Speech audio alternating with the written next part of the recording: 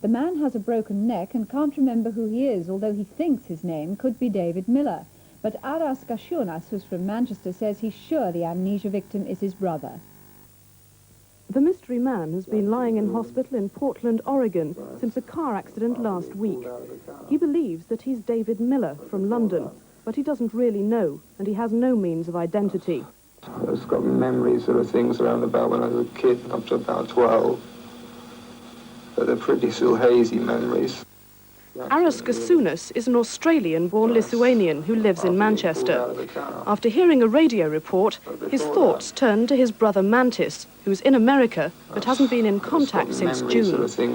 Today, for the first time, he saw television pictures of the man with no memory. Now he's virtually certain that that man is his brother. You know, recognition, I think, is not so much based on seeing something and spot on recognizing it. I think it's also compounded with the way the person moves and so on. And his head is in a brace, so he can't move it. And consequently, it inhibits sort of 100% definite recognition with me. Although he's got the same nose, the same lips, the same movements of his lips as my brother has. Is the evidence that you've seen enough for you to go to America to try and find out? Yes, if only to put my mind at rest one way or the other.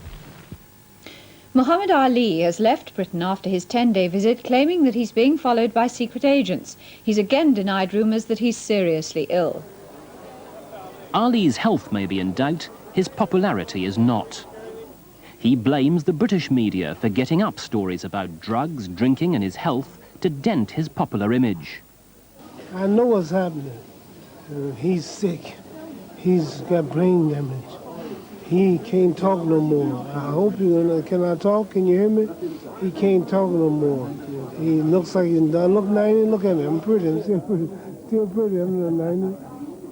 Ali now sees himself as a fighter for Islam. A role he claims has attracted the attention of Secret Service men.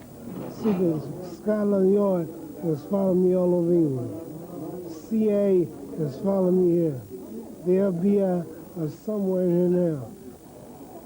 He claimed 2 CIA men were following him onto his British Airways flight to Chicago.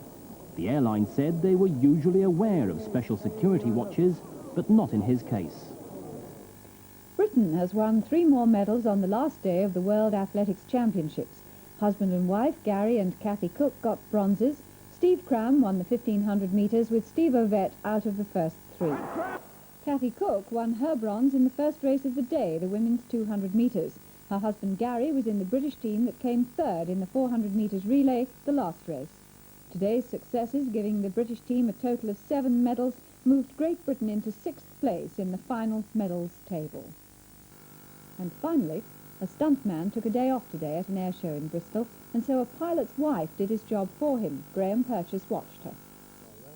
Bob Grimstead is a commercial pilot who flies light planes in his spare time.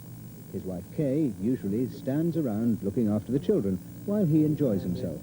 But today she decided to stand on the plane instead, while he flew it 500 feet above the city of Bristol, something she's never dreamt of doing until now. It's not dangerous at all. It's a very straightforward, all I'm doing is taking off, flying around and landing. There's nothing unusual involved in it at all. Well, let me hear it from you, Kay. Do you feel it's dangerous?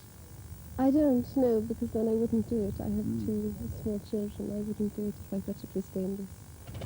Bob says that when he suggested the stunt to his wife, she agreed without hesitation. And today she proved to everyone just what a plucky lady she is. And she says she enjoyed it so much that in future, wherever her husband goes with his Tiger Moth, she's going too, where she can keep an eye on him and everything else for miles around.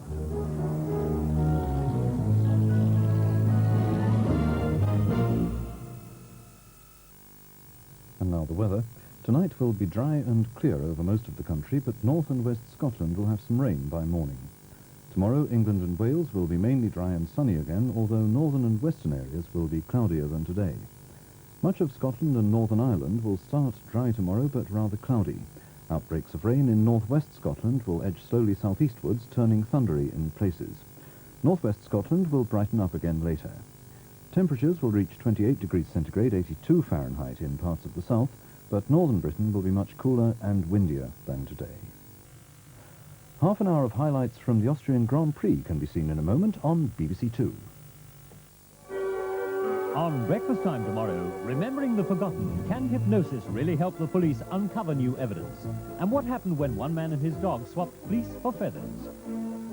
Banks or building societies, where's the best place to stash your cash? And when losing pounds means gaining goodies, a Mercedes and a mink. That's all in Breakfast Time tomorrow from 6:30. Well, if you can't quite make it for breakfast, never mind. There's an invitation now to a coffee morning, which could well turn into something of a bun fight with Potter.